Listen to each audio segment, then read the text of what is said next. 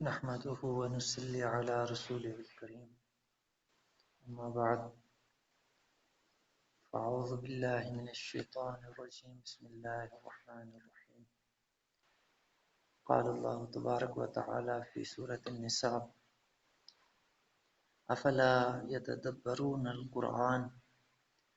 ولو كان من عند غير الله لوجدوا فيه اختلافا كثيرا صدق الله العظيم افلا یتدبرون القرآن، یہ سورۃ النساء کی 82 آیت نمبر ہے۔ افلا یتدبرون القرآن، اللہ تعالیٰ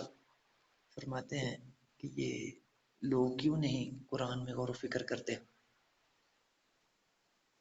افلا یتدبرون القرآن، کہ قرآن میں یہ لوگ غور و فکر کیوں نہیں کرتے۔ یتدبرون جو ہے یہ مضارع جمع کا صیغہ ہے، اور جو ہے اس کا جو روٹ ہے تدبر یا تدبر، جی جزاک اللہ بیٹے، تو یہ جو ہے لفظ تدبر یہ دبر سے ہے، اور دبر کہتے ہیں جو ہے بیک سائڈ کو، یعنی جو فرنٹ سائڈ کا اپوزٹ ہوتا ہے اس کو دبر کہا جاتا ہے۔ اس سے یہ سمجھ آ رہی ہے کہ اللہ تعالیٰ کا جو تقاضا ہے، اللہ تعالیٰ کا جو بندوں سے مطالبہ ہے، وہ یہ ہے کہ یہ قرآن کے پیچھے لگے۔ یعنی جس طرح جو ہے بندہ کسی چیز کو رہنما بنا کے، کسی چیز کو راہبر بنا کے اس کے پیچھے لگا رہتا ہے، تو یہ درجہ اللہ تعالیٰ نے قرآن کو دیا۔ فرمایا کہ قرآن کو اپنے آگے رکھو اور خود تم اس کے پیچھے رہو۔ تو جب تم ایسا کرو گے اور قرآن کا دامن پکڑے رکھو گے اس طرح سے کہ اپنے آپ کو قرآن کے پیچھے لگاؤ گے، آپ قرآن کے آگے نہیں لگو گے، یہ بڑی اہم چیز ہے۔ آج کل جو ہے کچھ لوگ قرآن سے بھی آگے نکلنے کی کوشش کرتے ہیں، یعنی جو ہے قرآن کچھ کہہ رہا ہوتا ہے اور وہ اس کے پیچھے لگنے کی بجائے کوشش کرتے ہیں قرآن کو اپنے پیچھے لگا لیں، یعنی اللہ کے آیات کی اور اللہ تعالیٰ کے فرامین کی اپنے پاس سے تعویلیں کرتے ہیں،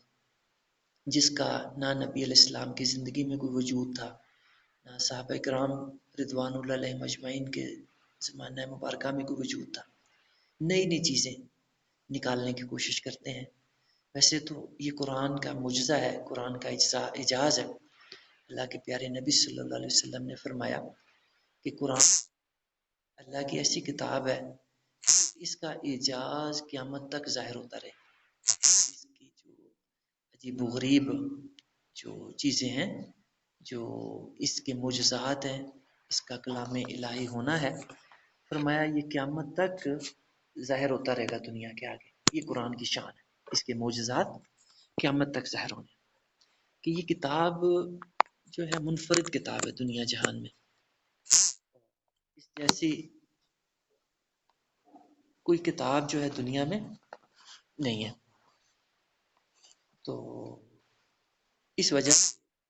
فرمایا کہ جو اس کے معجزات ہیں یہ قیامت تک ظاہر ہونے، تو یہ اور چیز ہے۔ اور قرآن کو اپنے مطابق ڈالنا، اپنی خواہشات کے مطابق ڈالنا، یہ اور چیز ہے۔ تو جو اللہ کا مطالبہ ہے وہ یہ ہے کہ تم اپنی سوچ کو، اپنے نظریات کو، اپنی فکر کو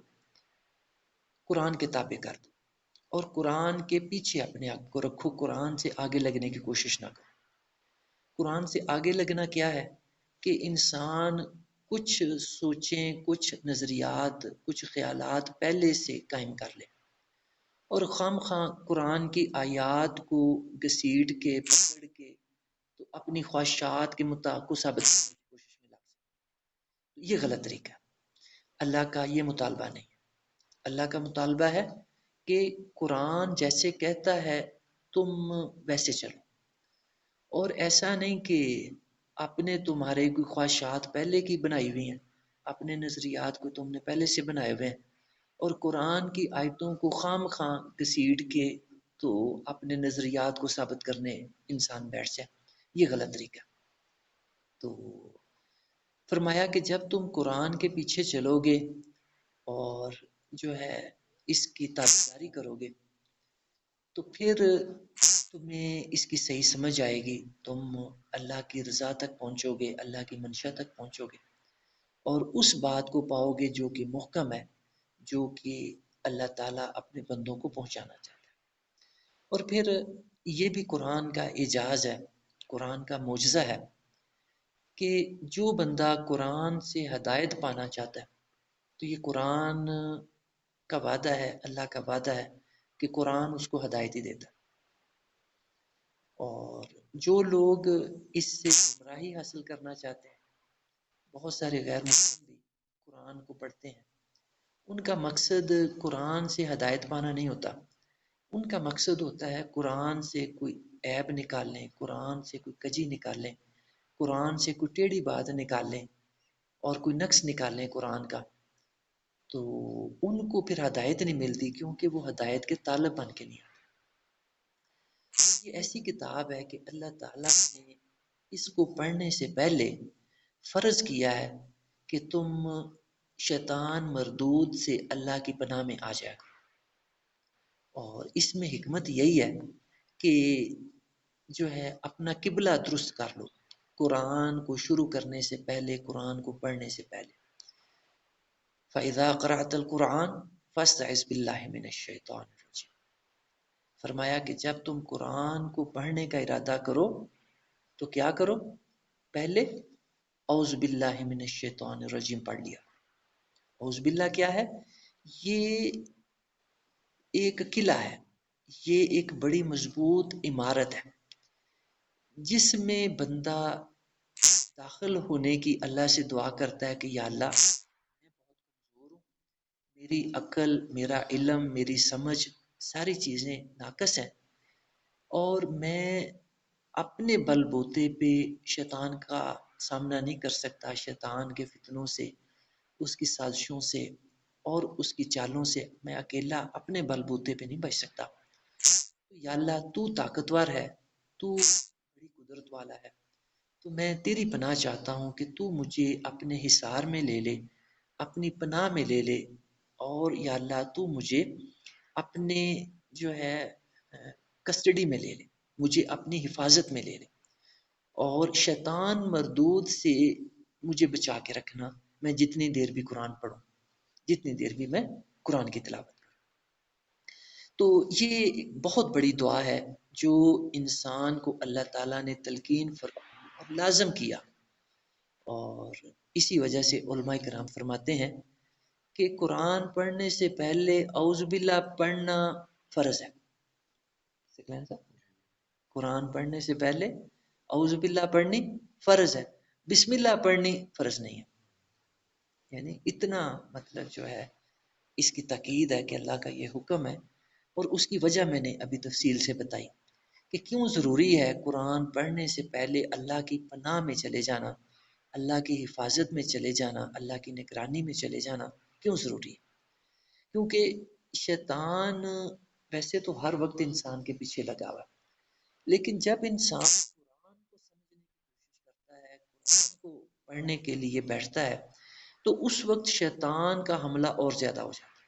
وہ کوشش کرتا ہے کہ اب میں اس کو روک تو نہیں سکا قرآن کے قریب آنے سے، قرآن پڑھنے سے، قرآن سمجھنے سے، لیکن اب میں اس کو کہیں چکر دے جاؤں قرآن سمجھنے، اس کو کہیں گمراہ کر دوں قرآن پڑھنے کے اندر۔ تو اس وجہ سے اللہ تعالیٰ نے اپنے بندوں کو تلقین فرمائی بلکہ حکم دیا، فَإِذَا قَرَأْتَ الْقُرْآنَ، اے میرے بندو جب تم قرآن پڑھنے کے لیے بیٹھو، فَاسْتَعِذْ بِاللَّهِ، فَاسْتَعِذْ امر کا صیغہ، اس کا مطلب ہے اللہ کی پناہ طلب کیا کرو، یعنی اعوذ باللہ پڑھا۔ جب بندہ اعوذ باللہ پڑھتا ہے نا تو بندہ اللہ کی پناہ طلب کرتا ہے، اللہ کی حفاظت، اللہ کی نگرانی میں اللہ سے درخواست کرتا ہے کہ یا اللہ مجھے لے لو، اپنی حفاظت میں لے لو، اپنی چھتری کے اندر مجھے لے لو کہ شیطان اب جو ہے مجھے اپنی طرف نہ لگانا، اپنے فریب میں لا نہ کرنا۔ یہ بہت بڑی چیز ہے، بہت بڑی چیز جو ہمیں تلقین فرمائی گئی قرآن میں۔ تو جب فرمایا کہ تم سچے جذبے کے ساتھ، اخلاص کے ساتھ شیطان سے اللہ کی پناہ طلب کر کے قرآن کے پیچھے لگو گے، اور قرآن کے پیچھے ہی لگو گے، قرآن کو اپنے پیچھے لگانے کی کوشش نہیں کرو گے، تو پھر فرمایا کہ اللہ کا وعدہ ہے کہ اللہ تعالیٰ ایسے مخلص بندوں کو ہدایت ہی دیتا ہے۔ وہ کیا اللہ کی حفاظت ہوئی کہ جس کتاب کا اللہ حفاظت کا ذمہ لے، انا نحن نزلنا الذکر و انا لہ لحافظ۔ اللہ فرماتا ہے کہ یہ قرآن دنیا میں ایسی کتاب ہے، واحد کتاب ہے کہ اس کو میں ہی اتارنے والا ہوں اور میں ہی اس کی حفاظت کا ذمہ دار۔ اتاری اللہ نے اور بھی کتابیں، لیکن ان کی حفاظت کا ذمہ اللہ نے نہیں لیا۔ یہ واحد دنیا کی کتاب ہے جس کی حفاظت کا ذمہ اللہ تعالیٰ نے خود لیا۔ اور آپ بتائیں کہ جس کی حفاظت کا ذمہ اللہ خود لے تو کیا اس کے اندر کوئی خرابی آ سکتی ہے؟ کوئی خرابی واقع ہو سکتی ہے جس کتاب کا ذمہ اللہ کہے کہ میرا ہے؟ تو اب اللہ کی ذمہ کس چیز کا ہے کہ اس کو محفوظ رکھنے کا، کہ یہ کتاب محفوظ رہے گی ہمیشہ تک، یہ کتاب محفوظ رہے گی ہمیشہ تک۔ جس طرح پہلی آسمانی کتابوں کے حاملین نے گڑبڑ کی، تحریف کی اللہ کی بھیجی ہوئی کتابوں کے اندر، اور اللہ نے جا بجا اس کا ذکر فرمایا قرآن مجید کے اندر۔ لیکن یہ کتاب ایسی ہے کہ اس پہ نہ صرف مسلمان بلکہ غیر مسلم بھی متفق ہے کہ قرآن مسلمانوں کی کتاب ایسی ہے کہ یہ وہی ہے جو مسلمانوں کے پیغمبر پہ آئی ہے۔ وہ کافر بھی اس چیز کا اقرار کرتے ہیں، تسلیم کرتے ہیں اس بات کو، اور اس کے ناقابل تردید شواہد موجود ہیں۔ ابھی بھی جو ہے وہ نسخے قرآن مجید کے محفوظ ہیں جو صحابہ کرام کے زیر استعمال تھے، جو وہ تلاوت کرتے تھے۔ آج بھی وہ نسخے ہمارے پاس محفوظ ہیں اسی زمانے کے۔ اتنی اللہ نے شہادتیں قائم کر دی قرآن کی حفاظت۔ پھر ہر زمانے میں قرآن کے سینکڑوں، ہزاروں، لاکھوں حفاظ حافظ رہے، اور جس ایک زیر زبر کا بھی جو ہے اس میں فرق نہیں آتا، ایسے جو ہے حافظ قرآن اللہ کے ہر زمانے کے اندر موجود رہے۔ تو یہ اللہ نے کیسا حفاظت کا ذمہ فرمایا، ماشاء اللہ۔ یعنی ایک طرف تو یہ چیز ثابت ہے قرآن کا کوئی بھی حرف، کوئی بھی لفظ اپنی جگہ سے ہٹا ہوا نہیں ہے۔ ہمارے پاس قرآن مکمل کا مکمل اسی طرح ہے جس طرح نے اللہ تعالیٰ نے صلی اللہ علیہ وسلم پہ قرآن نازل فرمایا تھا۔ تو ایک یہ بات ہے اس کی حفاظت کی، اور دوسری اس کی حفاظت کا پہلو جو کہ عام طور پہ لوگ نظر انداز کر دیتے ہیں، اس کو نہیں سمجھنے کی کوشش کرتے، وہ یہ ہے کہ اس کے مضامین، اس کتاب کے مطالب اور اس کی تفسیر وہ بھی محفوظ ہے۔ اب آپ خود مجھے بتائیں کہ جس کتاب کے مطلب محفوظ نہ رہیں، جس کی تفسیر محفوظ نہ رہے، جس کے معنی محفوظ نہ رہیں، تو کیا وہ کتاب کہی جا سکتی ہے کہ محفوظ ہے؟ محفوظ تو اسی کتاب کو کہا جا سکتا ہے نا جس کے معنی بھی، مطالب بھی، تفسیر بھی محفوظ ہو۔ تو یہ دوسرا پہلو ہے قرآن کی حفاظت کا، کہ اس کے جہاں الفاظ محفوظ ہیں، اس کے حروف محفوظ ہیں، اس کی زیر زبر، پیش، شد، مد، یہ چیزیں محفوظ ہیں، وہاں اس کتاب کے مطالب، اس کے معنی اور اس کی تفسیر بھی محفوظ ہے۔ اور جو بندہ صحیح جو ہے بات کو سمجھنا چاہتا ہے، اس کا طالب ہوتا ہے، تو اللہ تعالیٰ اس کو قرآن سے ہدایت عطا فرماتا ہے۔ اور اللہ پاک کا فرمان ہے یضل بہ کثیرا ویہدی بہ کثیرا وما یضل بہ الا الفاسقین الذین ینقضون عہد اللہ من بعد میثاقہ ویقطعون ما امر اللہ بہ ان یوصل ویفسدون فی الارض۔ یہ آپ حضرات بھی یہ جو ہے قرآن مجید کا کھول کے یہ آیت مبارکہ اس کا ترجمہ مطالب دیکھ سکتے ہیں کہ وہی باتیں جو میں نے ابھی بتائی تھیں اللہ تعالیٰ نے قرآن مجید میں بھی انہی کا ذکر فرمایا کہ جو ہدایت کے طالب ہوتے ہیں قرآن ان کو ہدایت دیتا ہے، اور جو گمراہی کے طالب ہوتے ہیں قرآن کے پاس آتے ہیں اور وہ طالب گمراہی کے ہوتے ہیں کہ اس قرآن سے کوئی غلط چیزیں نکالنے کی کوشش کریں، اس کو جھوٹا ثابت کرنے کی کوشش کریں،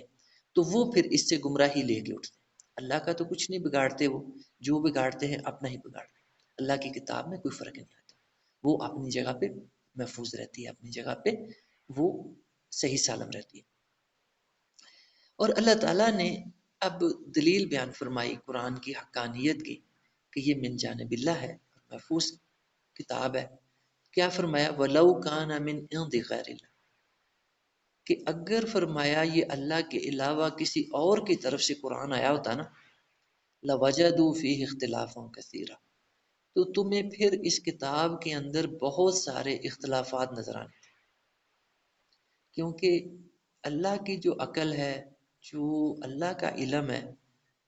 اس کے برابر مخلوق میں سے کسی کا علم نہیں ہو سکتا۔ تو اللہ تعالیٰ اپنے کلی علم کی بنیاد پہ اور جو ہے اللہ تعالیٰ اپنی کامل عقل کی بنیاد پہ، کامل حکمت کی بنیاد پہ جو بات کرتا ہے وہ 100% ٹھیک ہوتی ہے بات، اور اس کے اندر جھوٹ کا اور جو ہے گمراہی کا کوئی شبہ نہیں ہوتا۔ لیکن جو کلام مخلوق بناتی ہے، اللہ کے علاوہ کوئی اور ذات کوئی کلام لکھتی ہے، بناتی ہے، تو اس کے اندر ہمیں بہت سارے نقائص ملتے ہیں، بہت سارے اس کے اندر ہمیں جو ہے اختلافات ملتے ہیں، اور اس کے اندر بہت ساری غلط باتیں ملتی ہیں۔ تو یہ قرآن ایسی کتاب ہے کہ اس کے اندر اللہ نے فرمایا کہ ایسی کوئی ایک چیز بھی نہیں ہے۔ اس کی وجہ کہ یہ اللہ عالم الغیب و شہادہ کا کلام، جس کی عقل بھی کامل ہے، جس کا علم بھی کامل ہے، اور جو ہے جس کی معلومات بھی کامل ہے، اور وہ جو بات کہتا ہے اپنے کامل علم کی بنیاد پہ کہتا ہے، اور اس کے اندر کسی طرح کا کوئی تناقض، کسی کا طرح کا کوئی اختلاف اور کسی کا طرح کی کوئی غلط چیز نہیں پائی جاتی۔ تو یہ اللہ تعالیٰ نے دلیل بیان فرمائی قرآن کے من جانب اللہ ہونے کی، کہ قرآن واحد کتاب ہے دنیا کی جس کے اندر کوئی نقص نہیں ہے، جس کے اندر کوئی اختلافی چیز نہیں ہے، اور اگر کسی کو قرآن کے اندر کوئی اختلاف نظر آتا ہے، قرآن کے اندر کسی کو اگر کوئی نقص نظر آتا ہے، تو وہ اصل میں قرآن کے اندر نقص یا تناقض نہیں ہوتا، بلکہ وہ اس انسان کی عقل کے اندر عیب ہوتا ہے، اس انسان کی عقل کے اندر کمی ہوتی ہے، کیونکہ انسان جتنا مرضی علم حاصل کر لے اور جتنا مرضی سمجھدار ہو جائے، بہرحال ناقص ہوتا ہے، ضعیف ہوتا ہے۔ تو اس کی عقل بھی، اس کا علم بھی، اس کی سوچ بھی، اس کے اندر نقص موجود رہتا ہے۔ تو اس وجہ سے جو بھی مخلوق اللہ تعالیٰ کی جو بھی مخلوق اللہ تعالیٰ کی جو ہے مقابلے میں کوئی کلام پیش کرے، کوئی جو ہے کتاب پیش کرے، تو اس میں اور اللہ تعالیٰ کی کتاب میں کوئی نسبت نہیں، ان میں کوئی مقابلہ نہیں، کہ اللہ کی کلام جو ہے، اللہ کی جو کتاب ہے، یہ لا ریب ہے، اس کے اندر کوئی نقص نہیں، کوئی اس کے اندر جو ہے تناقض نہیں، کوئی اس کے اندر اختلاف نہیں۔ جبکہ غیر اللہ کی کوئی بھی کلام ہوگا، کوئی بھی کتاب ہوگی، تو اس کے اندر بہت زیادہ جزاک اللہ اس کے اندر بہت زیادہ نقائص پائے جائیں گے، اس کے اندر بہت زیادہ اختلافات ملیں گے۔ تو یہ بہت بڑا دعویٰ ہے قرآن کا، اپنی حقانیت کا، اپنے من جانب اللہ ہونے کا، اور جو لوگ قرآن پہ تدبر کرتے ہیں، غور و فکر کرتے ہیں، اس کو سمجھنے کی کوشش کرتے ہیں، وہ اسی نتیجے پہ پہنچتے ہیں، اور وہ کہہ اٹھتے ہیں کہ یہ اللہ کی کتاب ہے۔ میں آپ کو ایک بڑا مشہور واقعہ سناتا ہوں کہ عرب کے اندر جو اچھی صفات تھیں ان کے اندر ایک ان کی زبان دانی کی سستی تھی. ان کے جو شعراء تھے وہ اپنے آپ کو بڑے زبان دان کہتے تھے، اور اپنے مقابلے میں جو باقی دنیا کے لوگ ہیں ان کو وہ عجمی کہا کرتے تھے. اپنے آپ کو عربی کہتے تھے، یعنی ہم بڑے زبان دان ہیں. ان کو زبان دانی کا بڑا دعویٰ تھا، اور اپنے مقابلے میں باقی دنیا کو وہ عجمی کہتے تھے، یعنی مطلب ہوتا ہے گونگا، جن کو بولنا نہیں آتا، جن کو زبان دانی پہ مہارت نہیں ہے. تو لبید ایک بہت بڑا زمانہ جاہلیت کا شاعر تھا، اور ایک مجلس کے اندر اس نے جب اپنا کلام پڑھا تو اہل مجلس نے جو ہے اس کو سجدہ، اتنا متاثر کن اس کا کلام تھا اور اتنے بڑے درجے کا اس کا کلام تھا. اور پھر اس کے کلام کو یہ بھی شرف حاصل تھا کہ اس کے کلام کو جو عرب کے اندر شعراء کا مقابلہ ہوتا تھا، جو شاعر ہوتے تھے بڑے بڑے، ان کا مقابلہ ہوا کرتا تھا، اور جو شاعر کا کلام پہلا نمبر حاصل کرتا اس مقابلے میں، اس کو یہ فضیلت وہ دیتے، اس کو یہ مقام دیتے کہ خانہ کعبہ کے دروازے پہ اس کے کلام کو لٹکا دیا جاتا. تو اس طرح بعد میں، ہاں جزاک اللہ بیٹے جزاک اللہ، اس طرح سبع مولکات کے نام سے جو ہے ایک کلام وجود میں آیا کہ یہ وہ ٹاپ کلاس کے شعراء تھے عرب کے، جن کے کلام عرب کے مقابلوں کے اندر پہلے نمبر پہ آتے تھے، اور ان کو خانہ کعبہ کے دروازے پہ لٹکایا جاتا تھا. تو اب لبید کا مقام بھی وہی تھا، اس کا کلام بھی عرب کے اندر پہلے نمبر پہ آیا، اور اس کو بھی خانہ کعبہ کے دروازے پہ لٹکایا گیا. تو جب یہی لبید بعد میں مسلمان ہو گئے اور انہوں نے شعر کہنا بند کر دیا، شاعری بند کر دی، تو لوگوں نے پوچھا ان سے کہ لبید آپ زمانہ جاہلیت میں تو بڑے اعلیٰ درجے کے شاعر تھے، اور اب آپ کو کیا ہو گیا، اب آپ نے شعر کہنا ہی بند کر دیا. تو وہ فرماتے ہیں ابعد القرآن، کہ قرآن کے بعد کسی شعر کی ضرورت باقی رہتی ہے؟ یعنی ان کے نزدیک قرآن اتنا بڑا کلام تھا، اتنی بڑی کتاب تھی کہ اس سے وہی بات جو خطیب کہتے ہیں کہ قرآن کے آگے بڑوں بڑوں کی زبانیں گنگ ہو گئیں، بڑے بڑوں کی زبانیں بند ہو گئیں کہ قرآن اتنا بڑا کلام ہے. تو ہم بیچارے جو ہے ہمیں قرآن کی سمجھ نہیں ہے، اس کے مطالب کا پتہ نہیں ہے، اس لیے ہمیں پتہ نہیں کہ ہمارے ہاتھوں میں کتنی بڑی دولت ہے. یعنی اسی طرح ہے کہ کسی کے جو ہے گٹھڑی کے اندر سونا چاندی ہیرے جواہرات اشرفیاں پڑی ہوں اور اس کو پتہ ہی نہ ہو کہ میرے پاس کیا کچھ ہے. قرآن کا یہ حال ہے، یہ اتنی بڑی دولت ہے کہ اتنے بڑے بڑے عرب کے جو شعراء تھے جن کو یہ مقام حاصل ہوا کہ جب وہ عرب کے مجالس کے اندر اپنا کلام پڑھتے تو اہل عرب سجدہ کرنے پہ مجبور ہو جاتے ان کو، اتنے بڑے درجے کے. ان کا اندازہ کریں کہ ان کو کتنا عبور تھا عربی زبان پہ، کلام پہ. اور قرآن آتا ہے تو ان کی بولتی بند ہو جاتی ہے، وہ شعر کہنے کے قابل نہیں اپنے آپ کو سمجھتے کہ قرآن کے اندر ان کو وہ عظمت نظر آتی، قرآن کی ان کو وہ شان نظر آتی، ان کے اندر کلام کی وہ جادوئی اثرات ان کو نظر آتے کہ اپنے آپ کو وہ اس کے سامنے کسی درجے میں ہی نہ پاتے. کہتے ہیں کہ اب اس کے بعد تو کسی کلام کی ضرورت ہی نہیں رہ جاتی. یہ ان کے تاثرات ہیں. تو ہمیں چونکہ پتہ نہیں ہے قرآن کی عظمت کا، نہ عربی سے واقفیت ہے، تو لہٰذا ہمیں اندازہ نہیں کہ جو ہے ہماری گٹھڑی کے اندر کتنی بڑی دولت چھپی ہوئی ہے. ہمیں اس وقت پتہ چلے گا جب ہم کچھ وقت نکالیں گے، قرآن کو سمجھیں گے، اس کے مطالب پہ غور کریں گے، اس کا علم حاصل کریں گے، پھر ہمیں اندازہ ہوگا کہ ہمارے پاس تو بہت بڑی دولت ہے جس سے ہم بے خبر ہی رہے. تو دنیا کے پتھر کٹھے کرتے رہے، دنیا کے مٹی روڑے کٹھے کرتے رہے، اور جب ساری زندگی لگا کے ہم نے گٹھڑی بنا لی دنیا کے پتھروں کی، دنیا کے مٹی روڑوں کی، تو فرشتہ آ گیا جان قبض کرنے کے لگے، اور پھر اس نے کہہ دیا کہ یہ جو تم نے جمع کیا ہے، یہ گٹھڑی اتنی بڑی بنا لی ہے، یہ تمہارے ساتھ نہیں جا سکتی، یہ تمہیں دنیا میں چھوڑنی پڑے گی۔ تو اس وقت انسان افسوس کرتا ہے کہ میں کیا دنیا میں اکٹھا کرتا رہا، جو میرے ساتھ ہی نہیں جا سکتا،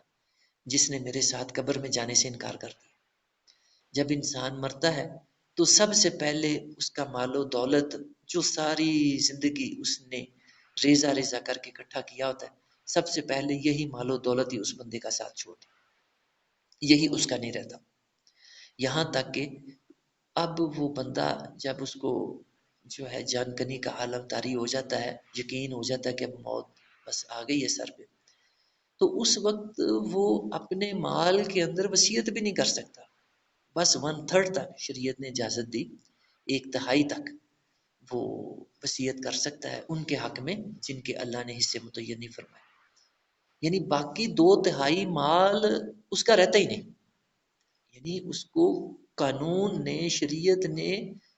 اس کا حق ہی ختم کر دیا جب اس کو آخری وقت آ جاتا ہے، جب یقین آ جاتا ہے کہ موت آنے والی۔ تو یہ وہ چیز ساتھ چھوڑتی ہے، بے وفائی کرتی ہے، جس کے لیے انسان ساری زندگی سب کچھ قربان کرتا ہے، اپنا دین جزاک اللہ قبول فرمائے سے جزاک اللہ بیٹا، بس ابھی میں جاتا ہوں۔ شاباش بیٹی، بیٹھا کرو، ہے یہ ضروری ہے سیکھنا۔ جزاک اللہ۔ تو یہ میں بتا رہا تھا کہ جو ہے یہ جو ہے اس کا مقام ہے، اور قرآن اتنی بڑی دولت ہے۔ میں ایک اور واقعہ آپ کو سناتا ہوں، یہ قرآن کی عظمت کا پتہ چلے گا، اور اس آیت مبارکہ کی بہت پیاری وضاحت وہ واقعہ بھی کرتا ہے۔ ایک تو میں نے یہ سنایا آپ کو، دوسرا ایک اور واقعہ آپ کو سناتا ہوں کہ مکی دور کے اندر سورۃ الکوثر نازل ہوئی۔ یہ قرآن مجید کی سب سے چھوٹی سورہ ہے حجم کے لحاظ سے، والیوم کے لحاظ سے، 3 آیتیں بس اس کے اندر، سورۃ الکوثر، انا اعطیناک الکوثر، سب سے چھوٹی سورہ۔ یہ جب نازل ہوئی تو جو ہے ایک صحابی نے اس کو خانہ کعبہ کی دیوار پہ لکھ دیا جا کے، تو انہوں نے یہ نہ لکھا کہ یہ قرآن ہے یا یہ کیا ہے، بس سورۃ الکوثر کو جا کے لکھ دیا انہوں نے خانہ کعبہ کی دیوار پہ۔ تو اہل عرب جن کو بڑا جو ہے مان تھا اپنی زبان دانی پہ، اپنے جو ہے اہل الکلام ہونے پہ، فصیح و بلیغ ہونے پہ، تو انہوں نے جب یہ دیکھا، اس کا مضمون پڑھا، تو بڑے بڑے جو ان کے شعراء تھے وہ کہہ اٹھے کہ ما ھذا کلام البشر، یعنی ان کی پہچان اتنی تھی، اتنا ان کو زبان پہ عبور تھا، کلام پہ اتنا ان کو عبور تھا کہ وہ کیا کہتے ہیں، ما ھذا کلام البشر، کہ یہ کلام کسی بشر کا کلام نہیں ہے۔ اتنی اللہ نے ان کو کلام پہ سمجھ عطا فرمائی تھی، اتنا کلام پہ ان کو عبور تھا کہ وہ کلام پڑھ کے دیکھ کے کہہ دیتے تھے کہ یہ کلام کس کا ہے۔ یہ کلام خود بتاتا ہے، اپنے جو کہنے والے کا تعارف کراتا ہے کہ میرا کہنے والا کس درجے کا ہے، کون ہے۔ تو قرآن مجید کے اندر وہ شان پائی جاتی ہے کہ جو عربی کو سمجھنے والا ہے، عربی کو جاننے والا ہے، وہ دیکھ کے پہچان جاتا ہے کہ یہ اللہ کا کلام ہے اور یہ کسی انسان کا ہے، اور کس انسان کا ہے اس کا درجہ بھی کلام دیکھ کے پہچانا جاتا ہے۔ تو یہ شان ہے قرآن مجید کی،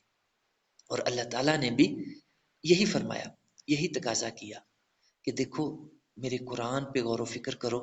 اس کا دامن پکڑ لو اور اس کے پیچھے پیچھے چلتے جاؤ،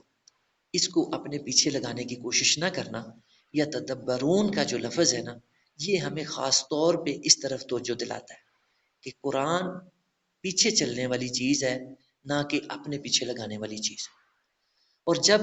قرآن کے پیچھے ہم لگیں گے تو پھر ہمیں اندازہ ہوگا کہ یہ واقعی بہت بڑا کلام ہے، یہ بہت جو ہے بڑا کلام ہے، اور یہ کسی انسان کا یا کسی اور مخلوق کا کلام نہیں. اور اس کا سب سے بڑا ثبوت جو ہمارے سامنے آئے گا کہ ہمیں قرآن کے کسی بھی مضمون کے اندر، قرآن کی کسی بھی بات کے اندر، اس کے کسی بھی مسئلے کے اندر ہمیں اختلاف نہیں ملے گا. وَلَوْ كَانَ مِنْ عِنْدِ غَيْرِ اللَّهِ لَوَجَدُوا فِيهِ اخْتِلَافًا كَثِيرًا. اللہ نے یہ دلیل بیان فرمائی قرآن کے اپنی طرف سے ہونے کی کہ یہ قرآن میری کتاب ہے. دلیل اللہ نے کیا دی؟ فرمایا کہ یہ کتاب، اس کے اندر تم کوئی اختلاف نہیں پاؤ گے، کوئی تناقض نہیں پاؤ گے، کوئی اس کے اندر تم نقص اور عیب نہیں پاؤ گے. یہ اتنی بڑی کتاب اور یہ بہت بڑا دعویٰ ہے قرآن کا. اور جو لوگ قرآن پہ غور و فکر کرتے ہیں، اس کے طالب علم ہیں، اس کو سمجھنے کی کوشش کرتے ہیں، ان کے دل اس بات کی گواہی دیتے ہیں کہ واقعی یہ کلام ربی ہے، یہ کسی انسان کا کلام نہیں. اور یہ واحد کلام ہے اس وقت دنیا کے اندر، یہ واحد چیز ہمارے پاس موجود ہے جو اللہ کے اپنے اندر سے نکلی ہوئی ہے. دنیا میں اور کوئی چیز ایسی نہیں ہے جو اللہ رب العزت کے اندر سے نکلی ہو. لیکن قرآن مجید واحد ایسی چیز ہے جو اللہ کی اپنی ذات کے اندر سے نکلی ہوئی. اتنا بڑا مقام ہے اس کتاب کا. لہٰذا اللہ کا بڑا فضل ہے، احسان ہے کہ اس نے ہمیں مسلمان بنایا اور اسلام کی دولت عطا فرمائی. اب جو ہے اللہ سے دعا ہے کہ اللہ تعالی ہمیں اس دولت کی قدر بھی عطا فرما دے. ہمیں اللہ تعالیٰ یہ سمجھ بھی دے دے کہ ہمارے پاس کتنی بڑی دولت ہے جس کا ہمیں احساس نہیں ہے، شعور نہیں ہے کہ ہمارے پاس کتنا بڑا خزانہ موجود ہے. تو ایک اور چیز یہاں خاص طور پہ سمجھنے والی ہے، وہ یہ ہے کہ اس آیت مبارکہ کا جو پس منظر ہے، جو اس کا سیاق و سباق ہے، وہ یہ ہے کہ منافقین سے خطاب چلا آ رہا تھا. منافقین کی مختلف جو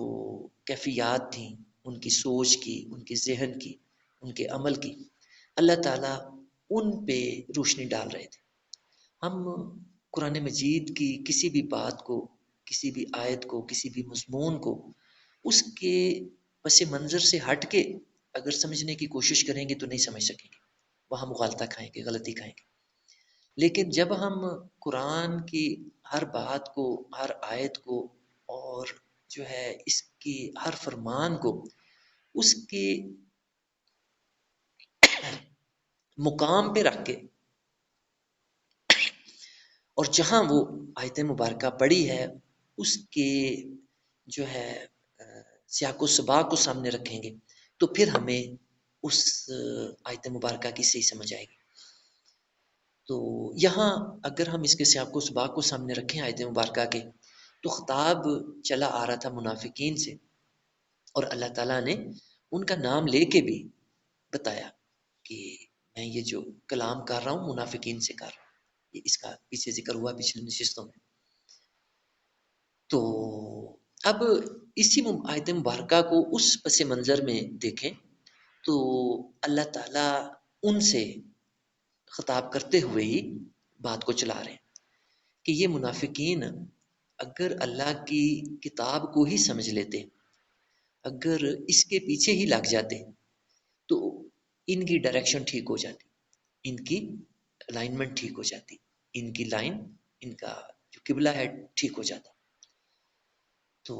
یہ اللہ نے بہت بڑی دعوت ان کو دے دی، بہت بڑی بات ان کے سامنے رکھ دی کہ تمہیں کہیں دور جانے کی ضرورت نہیں ہے، کہیں ادھر ادھر دھکے کھانے کی ضرورت نہیں ہے، بلکہ یہ جو اللہ کی کتاب قرآن مجید تمہارے پاس موجود ہے،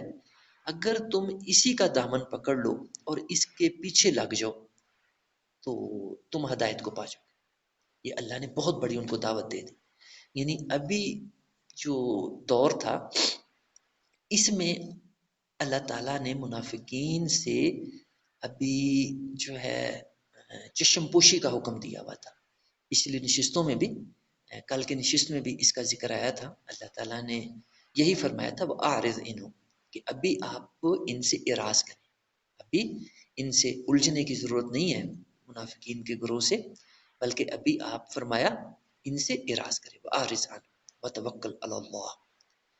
اور یہ پچھلی ہی جو آیت تھی 81، اس آیت سے بالکل پچھلی آیت فَأَعْرِضْ عَنْهُمْ. وتوکل علی اللہ وکفی باللہ وکیلا. اسی میں فرمایا کہ نبی اکرم صلی اللہ علیہ وسلم کو اللہ تعالیٰ نے اس مرحلے پہ اس سٹیج پہ ہدایت دی کہ ابھی منافقین سے الجھنے کی ضرورت نہیں ہے، ابھی ان سے چشم پوشی کا رویہ رکھا جائے، اراض کا رویہ رکھا جائے. تو اب اسی سلسلے میں کہ یہ موقع جو ہے، یہ جو سورہ نساء کے زمانہ نزول کا ہے، یہ کوئی 3-4 ہجری کا، کہ اس میں ہم نے پچھلی نشستوں میں دیکھا کہ جو غزوہ احد کے واقعات تھے اس کو بڑی تفصیل سے اللہ تعالیٰ نے بیان فرمایا. اور جو ہے یہ جو غزوہ احد ہے آپ سب جانتے ہیں کہ 3 ہجری میں پیش آیا. تو یہ 3-4 ہجری کا جو زمانہ ہے یہی سورۃ النساء کے نزول کا زمانہ بنتا ہے. تو وہ ابتدائی زمانہ تھا جو ہے یثرب کے اندر مسلمانوں کے آنے کا، وہاں کے پیریڈ کا. تو یہ زمانہ ابھی ایسا نہیں تھا کہ مسلمان جو ہے منافقین سے الجھنے لگ جاتے، کیونکہ ان کا جو پورا علم ہے منافقین کا وہ یا تو اللہ کو تھا یا اللہ تعالیٰ نے اپنے پیارے نبی صلی اللہ علیہ وسلم کو ان کا علم دیا تھا، یا نبی اکرم صلی اللہ علیہ وسلم نے پھر ایک بڑے پیارے آپ کے صحابی تھے حضرت حذیفہ بن یمان، جن کو نبی علیہ السلام کا صاحب السر بھی کہا جاتا ہے، آپ کے رازداں تھے. ان کو آپ نے اطلاع دے دی تھی کہ یہ لوگ مجھے اللہ نے بتا دیے ہیں کہ منافق ہیں. ورنہ عملی زندگی میں ہم اور آپ کسی انسان کو منافق کہہ نہیں سکتے، کہ یہ معاملہ دلوں پہ مبنی ہوتا ہے، اور دلوں کے جو معاملات ہیں یہ اللہ ہی جانتا ہے. انسانوں کے پاس ابھی کوئی ایسا پیمانہ نہیں ہے، کوئی ایسا ابھی آلہ ایجاد نہیں ہوا کہ انسان یہ دعویٰ کر سکے کہ مجھے کسی بھی انسان کے دل کے معاملات کا، اس کی سوچ کا اور اس کے سینے کے رازوں کا پتہ چل گیا. یہ صرف اللہ کو پتہ ہوتا ہے. تو جو منافق ہیں یہ اب تو ہم بڑے کھلم کھلا ان کو منافق کہہ رہے ہیں، وجہ یہ ہے کہ اللہ نے ان کو کہہ دیا ہے منافق، تو اس برتے پہ ہم ان کو منافق کہے جا رہے ہیں. لیکن عملی زندگی میں کسی کو منافق کہنا یہ بہت مشکل کام، بہت مشکل کام. منافق کیا ہوتے ہیں؟ ظاہری طور پہ مسلمان ہی ہوتے ہیں، ظاہری طور پہ کلمہ پڑھتے ہیں، نمازیں بھی پڑھتے ہیں، روزے بھی رکھتے ہیں، اور حج عمرے بھی کرتے ہیں. تو اب بتائیں کہ جو بندہ یہ سارے کام کر رہا ہو کیا اس کو کوئی منافق کہہ سکتا ہے؟ اور اتنی سخت احادیث وارد ہیں کسی کے ایمان کے بارے میں غلط بات کہنے کے حوالے سے کہ انسان کسی کو منافق، کافر، مشرک کہتے ہوئے ڈر جاتا ہے. اللہ کے پیارے نبی صلی اللہ علیہ وسلم نے فرمایا کہ جو انسان کسی دوسرے کو کافر کہتا ہے اور اسلام سے خارج کہتا ہے تو فرمایا کہ ان دونوں میں سے ایک بندہ ضرور اسلام سے خارج ہو جاتا ہے، ضرور کافر ہو جاتا ہے. اس حدیث کا کیا مطلب ہے؟ اس کا مطلب ہے کہ اگر تو جس کو کافر کہا جا رہا ہے وہ کافر ہے تو ٹھیک ہے، وہ کافر ہے. لیکن اگر وہ بندہ کافر نہیں ہے تو پھر یہ کہنے والا کافر ہو جاتا ہے. دیکھو کتنا سخت مضمون ہے. کیا مسلمان اس حدیث کو پڑھنے کے بعد، سمجھنے کے بعد جرت کر سکتا ہے کسی دوسرے انسان کو کافر کہنے کی، غیر مسلم کہنے کی؟ تو یقیناً کوئی مسلمان جرت نہیں کر سکتا، کیونکہ اگر وہ کافر نہیں ہوگا تو یہ پھر بات کہنے والے پہ لوٹ آئے گی، کہنے والا خود کافر ہو جائے. اللہ تعالیٰ ہم سب کی حفاظت فرمائے، اللہ تعالیٰ دین کی صحیح سمجھ عطا فرمائے، دین کا صحیح فہم عطا فرمائے. تو یہ مضمون بیان فرمایا گیا کہ جو ہے منافقین جو ہے گو کہ ان کی تعداد بہت زیادہ تھی اور ان کی حرکتوں سے آئے دن ان کا نفاق ظاہر ہوتا رہتا تھا. لیکن مرحلہ ابھی ابتدائی تھا، 3-4 ہجری کا زمانہ تھا جب سورۃ النساء نازل ہوئی ہے. تو اللہ تعالیٰ ابھی نبی اکرم صلی اللہ علیہ وسلم کو اور مسلمانوں کو ان سے اراض کرنے کا کہہ رہے تھے کہ ابھی ان کو عیاں کرنے کی ضرورت نہیں ہے، ان کو کھولنے کی ضرورت نہیں ہے، ان کی پردہ پوشی کی ضرورت نہیں ہے، پردہ دری کی ضرورت نہیں ہے ابھی ان کی، بلکہ ابھی پردہ پوشی کی ضرورت ہے. ابھی ان کی پردہ پوشی کی جائے، اراض کیا جائے، چشم پوشی کی جائے ان سے. اور جب موقع آئے گا اللہ تعالیٰ پھر خود فرمائے گا کہ اب منافقین کو جو ہے چھپا ہوا نہ رہنے دیں، بلکہ اب ان کو آشکار کریں۔ جب موقع آئے گا تو انشاءاللہ تعالیٰ پھر اس کا بیان ہوگا، لیکن ابھی جو پیریڈ چل رہا تھا مسلمانوں کا، اس میں منافقین کو عیاں کرنا اور ان کو نام لے کے واضح کرنا اور ان کو جو ہے الجھنا ان کے ساتھ، اس سے منع فرمایا گیا۔ فَأَعْرِضْ، اس کا حکم دیا گیا کہ ابھی جو ہے کوشش جاری تھی کہ ان میں سے جن لوگوں کے اندر بھی ایمان کی کوئی چمک باقی ہے، جن کے اندر کوئی ایمان قبول کرنے کی صلاحیت ہے تھوڑی بہت، وہ ایمان کی طرف آ جائیں، وہ اخلاص کے ساتھ دین قبول کر لیں اور اپنے نفاق کو ختم کر لیں۔ تو اب اسی ضمن میں اس آیت مبارکہ کو پڑھیں گے تو اس کی بہت اچھی سمجھ آئے گی کہ اللہ تعالیٰ پہلا مخاطب ان کو کیا ہوا، منافقین کے ان کو گروہ کو، اور ان کو اپنے مرض کی اصلاح کے لیے قرآن کا دامن پکڑنے کی دعوت دی گئی، قرآن کے پیچھے چلنے کی دعوت دی گئی، قرآن پہ غور و فکر کرنے کی دعوت دی گئی، اور بتایا گیا کہ قرآن ایسا علاج ہے، ایسی دوا ہے کہ تم اس پہ جو ہے سمجھو گے، اس کی پیروی کرو گے تو تمہیں نفاق جیسے مرض سے بھی شفا مل جائے گی۔ نفاق کتنا بڑا مرض ہے، تو فرمایا کہ تم جب قرآن کے قریب آؤ گے، اس کو سمجھو گے، غور و فکر کرو گے اور اس کے پیچھے لگو گے، یہ نہیں کہ قرآن کو اپنی خواہشات کے مطابق بدلنے میں لگ جاؤ، ایسا کرو گے تو گمراہ ہو جاؤ۔ صحیح رستہ کیا ہے؟ صحیح رستہ یہ ہے کہ قرآن کے پیچھے لگا جائے، جو قرآن کہتا ہے اس کو مانا جائے، اس کی تابع داری کی جائے۔ تو اللہ تعالیٰ نے ان منافقین کو بھی دعوت دے کتاب کی طرف آنے کی، قرآن کی طرف آنے کی، اور ان کو تسلی دی کہ جب تم ہدایت کے لیے قرآن کے قریب آؤ گے، قرآن کا دامن پکڑو گے، تو یہ کتاب تمہیں نفاق جیسے مرض سے بھی پاک کر دے۔ اس کتاب کے اندر اتنا اثر ہے، ہمیں تو پتہ ہی نہیں کہ قرآن کے اندر کتنا اثر ہے۔ ہمیں دنیا کی چیزوں کے اندر اثر نظر آتا ہے، ہمیں باقی دوائیوں کے اندر اثر نظر آتا ہے، لیکن ہمیں نہیں پتا، تو قرآن کا نہیں پتا کہ قرآن کے اندر کتنا بڑا اثر ہے۔ قرآن جہاں ہماری جسمانی بیماریوں کے لیے شفا ہے، ہمیں جسمانی بیماریوں سے، مرضوں سے قرآن شفا دیتا ہے، اسی طرح جو ہماری روحانی بیماریاں ہیں، ہماری جو روحانی امراض ہیں، ہماری جو قلوب کی بیماریاں ہیں، ہماری جو قلوب کے مرض ہیں، جن میں سے ایک نفاق بھی ہے، تو یہ قرآن اس سے بھی شفا دیتا ہے۔ اللہ نے اسی کا ذکر فرمایا، افلا یتدبرون القرآن، فرمایا کہ یہ منافق اگر میرے قرآن کا ہی دامن پکڑ لیں تو ان کو نفاق جیسے مرض سے شفا مل جائے۔ اور قرآن مجید میں اللہ تعالیٰ نے جو ہے سورہ اسراء، سورۃ الاسراء، یہ جو قرآن مجید کی 17 نمبر سورہ ہے، اس میں فرمایا کہ وَنُنَزِّلُ مِنَ الْقُرْآنِ مَا هُوَ شِفَاءٌ وَرَحْمَةٌ لِّلْمُؤْمِنِينَ وَنُنَزِّلُ مِنَ الْقُرْآنِ مَا هُوَ شِفَاءٌ وَرَحْمَةٌ لِّلْمُؤْمِنِينَ، فرمایا میں نے قرآن ایسا نازل کیا ہے، قرآن میں نے ایسی کتاب نازل کی ہے جو شفا ہے۔ کیا ہے؟ شفا۔ کس کے لیے؟ ایمان والوں کے لیے، اور ان کے لیے رحمت ہے۔ اور یہ سارے مفسرین اس بات پہ متفق ہیں کہ قرآن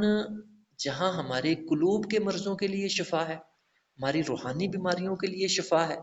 ہماری نفسیاتی بیماریوں کے لیے شفا ہے، وہیں وہ فرماتے ہیں کہ قرآن ہماری جسمانی بیماریوں کے لیے بھی شفا ہے۔ نبی اکرم صلی اللہ علیہ وسلم کی حیات مبارکہ، صحابہ کرام کی حیات مبارکہ، اور پھر ہمارے جو سلف صالحین، ہمارے بزرگ گزرے ہیں، جو ہے نبی اکرم صلی اللہ علیہ وسلم کے زمانے سے لے کر آج تک، ان کا عمل جو ہے اس پہ بہت بڑی دلیل ہے کہ انہوں نے اللہ کا قرآن پڑھ کے جسمانی بیماریوں پہ دم کیا تو اللہ نے جسمانی بیماریوں سے شفا دی، انہوں نے قرآن کو سمجھ کے اس پہ عمل کیا تو اللہ نے روحانی بیماریوں سے شفا عطا فرمائی، اللہ نے ذہنی بیماریوں سے، نفسیاتی بیماریوں سے، روحانی بیماریوں سے شفا عطا فرمائی۔ یہ اتنی بڑی کتاب ہے، ہمیں اصل میں ابھی پتہ نہیں کہ یہ قرآن کتنی بڑی چیز ہے، یہ جو ہے کتنا بڑا کلام، ہمیں ابھی اس کی اہمیت کا پتہ نہیں۔ جس دن پتہ چل گیا تو اس دن ہم دیکھیں گے کہ مسلمان سارا دن قرآن کو ہی پکڑے رکھیں، قرآن کو جو ہے اپنے سے جدا نہیں کریں۔ جب ان کو پتہ چل گیا کہ یہ کتاب کتنی بڑی کتاب ہے، کتنی قیمتی کتاب ہے اور کتنا اثر رکھنے والی ہے، اور جو ہے یہی ایک کتاب تھی جس کو صحابہ کرام نے پڑھا، عمل کیا، اور اللہ نے ان کو دنیا جہان کا سربراہ بنایا۔ دنیا جہان ان کے قدموں پہ اللہ نے رکھ دیا۔ اللہ کے انہوں نے کوئی دوسری کتاب نہیں پڑھی تھی، انہوں نے کوئی دوسری کتاب، بس ایک کتاب اللہ کی قرآن مجید انہوں نے پڑھی، اور اس کتاب کی برکت سے اللہ تعالیٰ نے دنیا جہان کے خزانے، دنیا جہان کی حکومتیں، دنیا جہان کی سرداری ان کے قدموں میں رکھ دی تھی۔ ساری دنیا پہ مسلمان چھا گئے اس ایک کتاب پہ جب انہوں نے عمل کیا، اس کے پیچھے لگے۔ اور آج ہم دنیا جہان کی معلومات حاصل کر رہے ہیں، دنیا جہان کی کتابیں پڑھ رہے ہیں، دنیا جہان کے جو ہے باقی علوم کے پیچھے پڑے ہوئے ہیں، اور صرف ایک کتاب کو چھوڑا ہوا، قرآن مجید کو، اور دنیا جہان میں ذلیل و رسوا ہو۔ کسی نے بڑا اچھا کہا ہے، وہ زمانے میں معزز تھے مسلمان ہو کر، اور ہم خوار ہوئے تارک قرآن کا۔ بہت اچھی انہوں نے جو ہے اس کی وضاحت کی ہے کہ انہوں نے ایک کتاب کو پکڑا، ہمارے بزرگوں نے، بڑوں نے، صحابہ کرام نے، اور اس ایک کتاب کی برکت سے پوری دنیا پہ چھا گئے۔ ہر شعبے میں انہوں نے کمال کر دیا، ہر شعبے میں دنیا کے امام بنے، دنیا کی رہنمائی کی، اور پھر ان کے علوم لے کے باقی غیر مسلموں نے پھر بعد میں ترقی کی۔ مسلمانوں نے قرآن سے اس کتاب کے ذریعے ہر شعبے میں ترقی کی، دنیا کے امام بنے، دنیا کے پیشوا بنے، دنیا کے راہبر بنے، رہنما بنے۔ اور آج ہم اسی ایک کتاب کو چھوڑ کے دنیا میں ذلیل و رسوا ہو رہے، دنیا میں ٹھوکریں کھا رہے، ماریں کھا رہے، اور کوئی سمجھ نہیں آ رہی کسی کو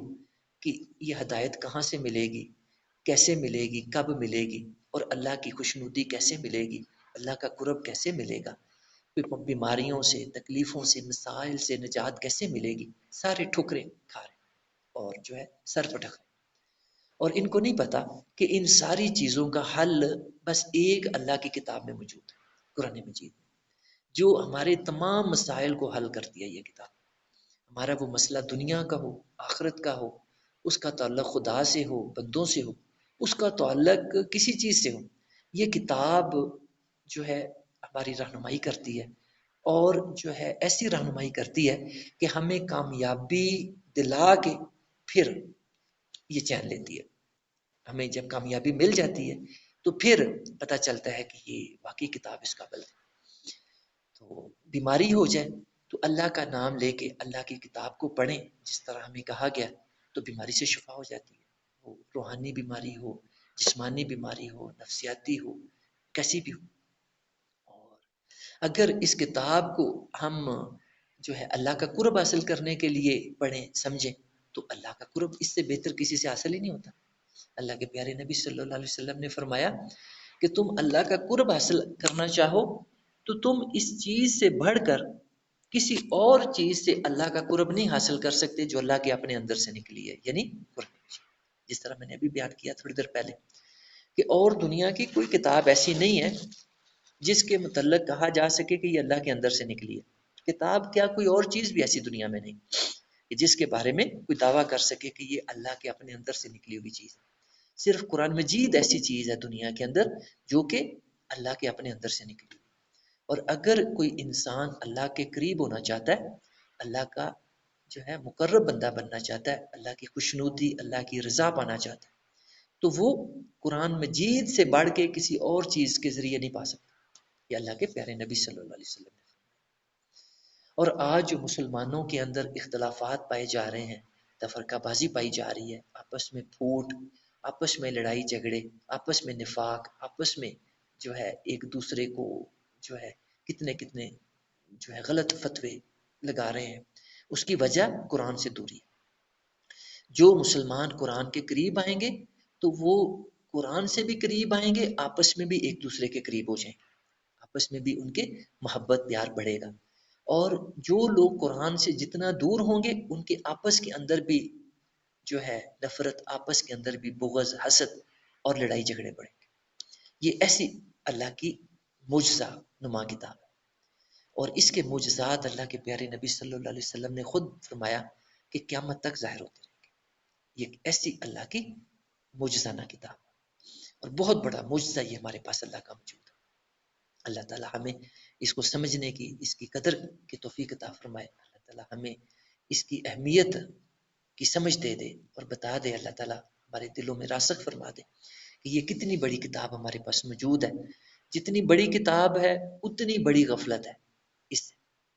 اور جتنی ہمارے پاس چھوٹے درجے کی چیزیں ہیں ہماری اتنی توجہ ان چیزوں کی طرف زیادہ ہے۔ یہ آج ہمارا حال ہے، یعنی جو سب سے قیمتی چیز ہے ہماری توجہ بھی سب سے زیادہ اس سے بھٹکی ہوئی ہے، ہم نے غفلت بھی سب سے زیادہ اسی سے کی ہوئی،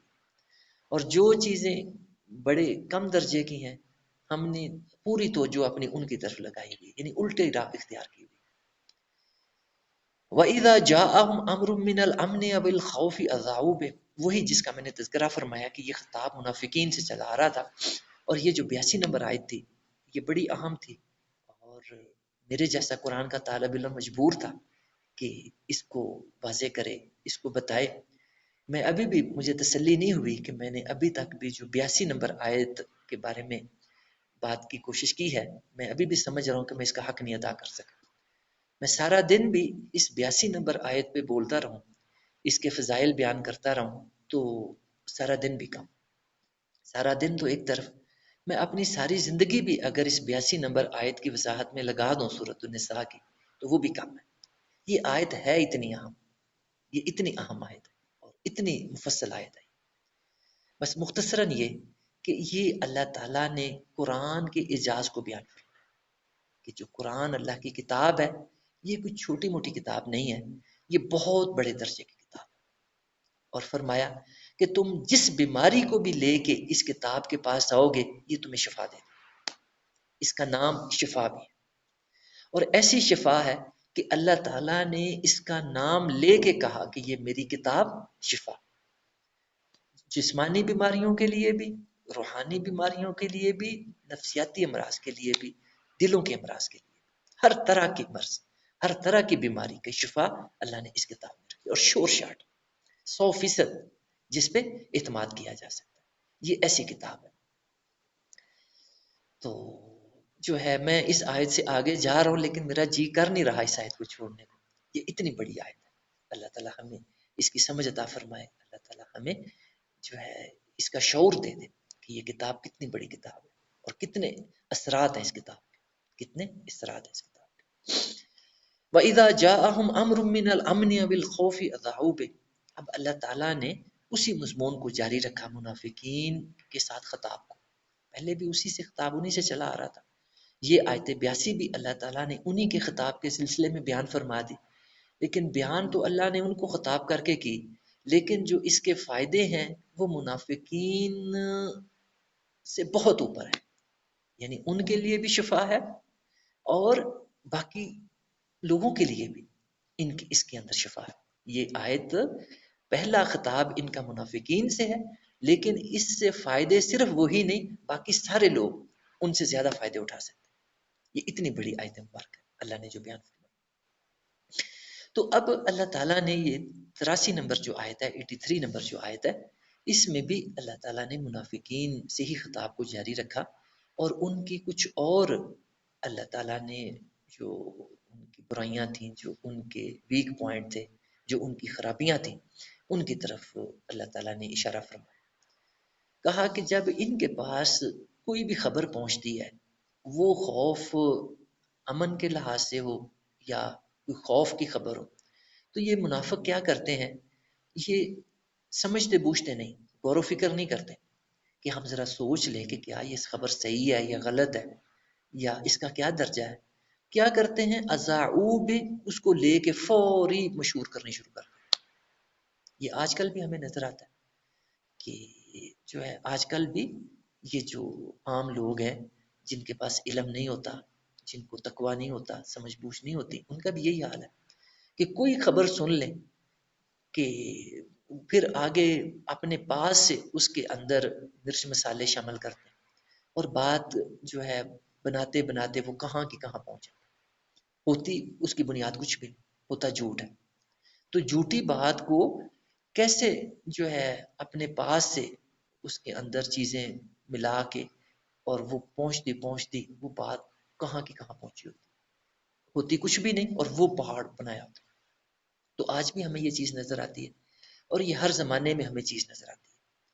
بلکہ آج کل تو جو ہے یہ ایک بہت بڑا ہتھیار بن گیا ہے، جو ہے کافروں کا، شیطان کا، کہ میں اس کی ایک مثال دیتا ہوں کہ جو ہے عراق کے اوپر کافروں نے حملہ کیا، اور انہوں نے بنیاد کیا بنائی کہ وہاں ویپنز آف ماس ڈسٹرکشن پائے جاتے ہیں، تو اس کو بنیاد بنا کے عراق پہ حملہ کر دیا، اس کی اینٹ سے اینٹ بجا دی، سارے عراق کو تباہ برباد کر دیا۔ اسلامی ملک تھا، صدام حکمران تھا اس کا۔ تو وہ دن اور آج کا دن، آج تک ساری دنیا کا اتفاق ہے کہ وہ ویپنز ماس ڈسٹرکشن کے آج تک دریافت نہیں ہوئے، جس کو بنیاد بنا کے اس کی اینٹ سے اینٹ بجا دی۔ یہی جھوٹ کہ ہوتا کچھ بھی نہیں، اور بات کو میڈیا کے ذریعے، اخبارات کے ذریعے، اور جو ہے نیوز چینلز کے ذریعے، اور باقی جو ڈیجیٹل میڈیا ہے، پرنٹ میڈیا ہے، اور دوسرے جو سوشل میڈیا ہے، ان کے ذریعے اس طرح جو ہے اسکواڈ بنائے ہوئے ہیں انہوں نے پروپیگنڈا کرنے کے، کہ جو بات کو ایسے مشہور کرتے ہیں، بار بار پھیلاتے ہیں کہ بات ہوتی کچھ بھی نہیں اور کیا کی کیا بن جاتی۔ تو باقی بھی اس لیے میں نے ایک مثال بیان کی، آپ لوگ ان چیزوں میں مجھ سے زیادہ مہارت رکھتے ہیں، زیادہ سمجھتے ہیں کہ دنیا کس طرح جھوٹ کی بنیاد پہ جو ہے کیا کیا کر رہی ہے۔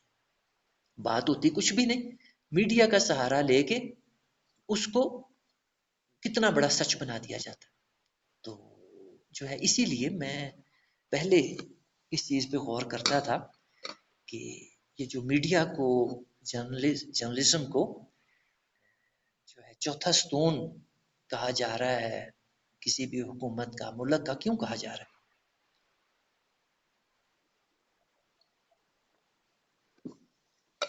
تو جب تک میں نے یہ آیت مبارکہ نہیں پڑھی تھی،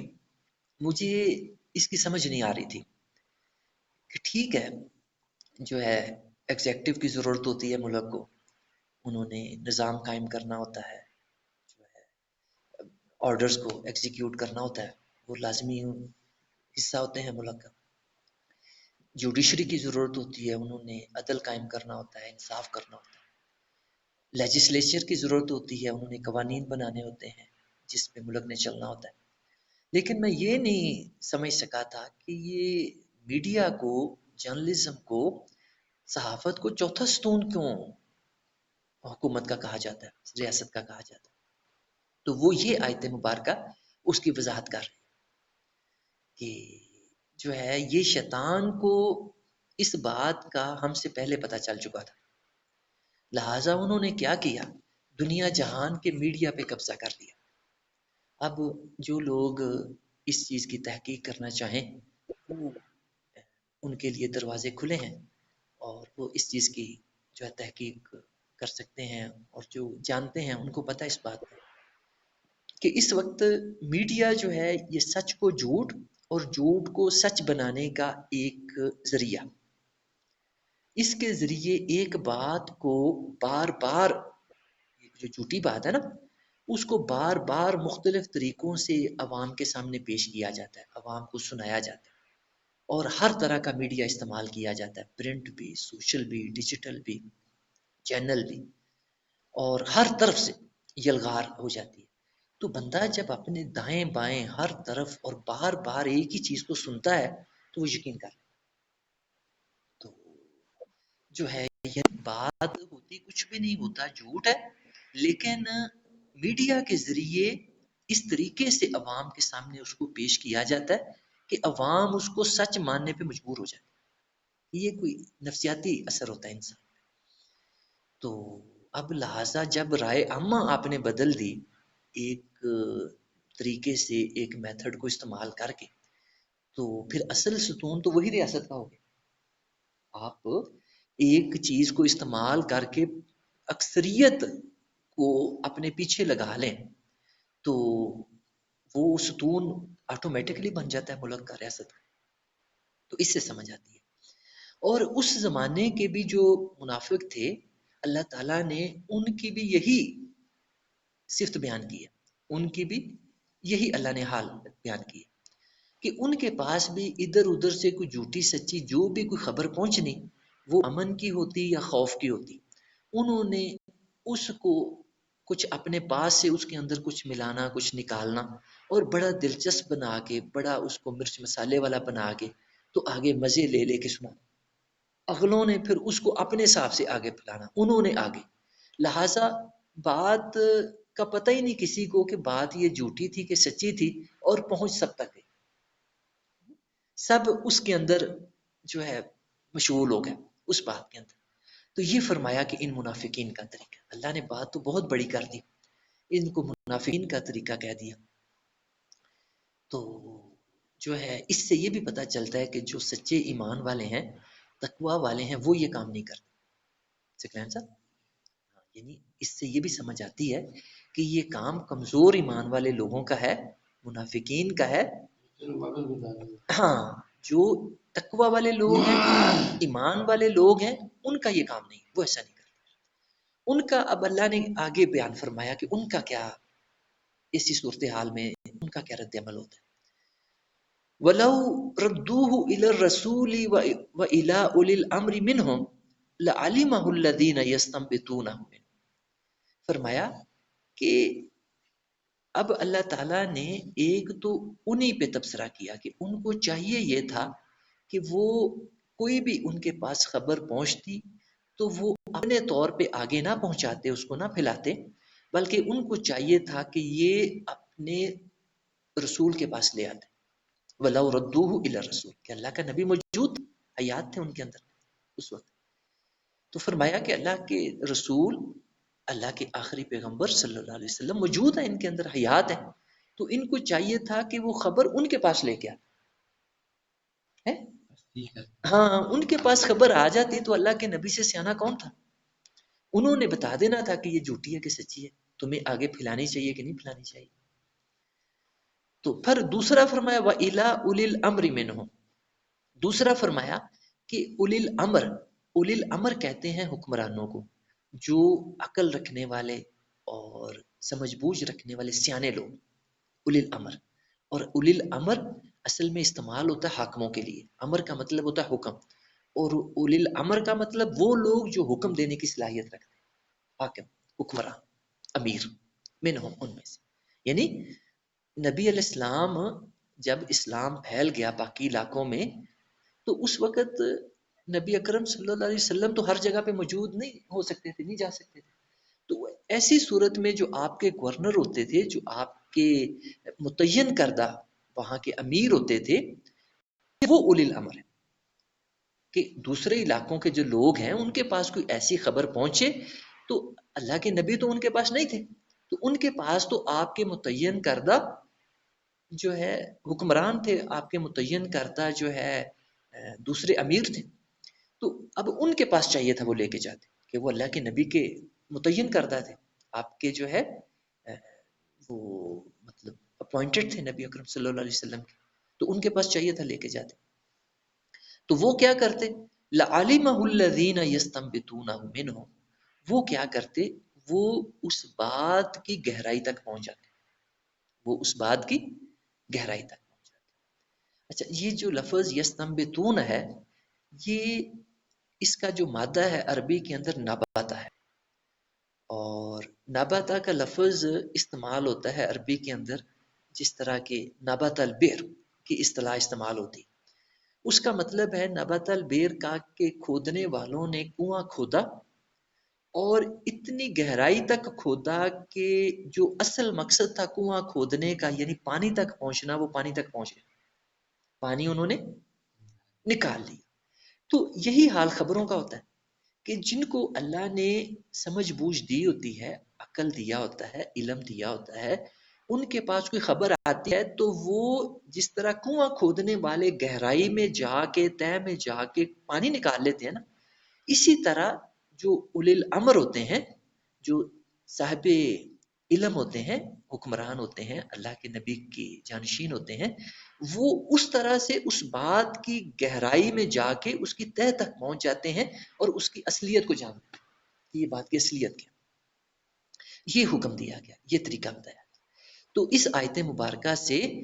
خلافت قیام اور حکومت کا قیام، اسلامی حکومت کا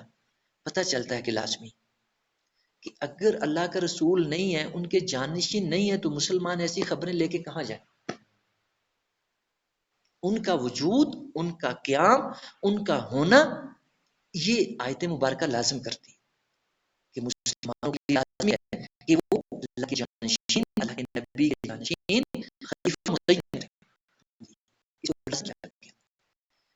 اللہ نے قرآن کو سمجھنے کی، ان شاء اللہ یہیں سے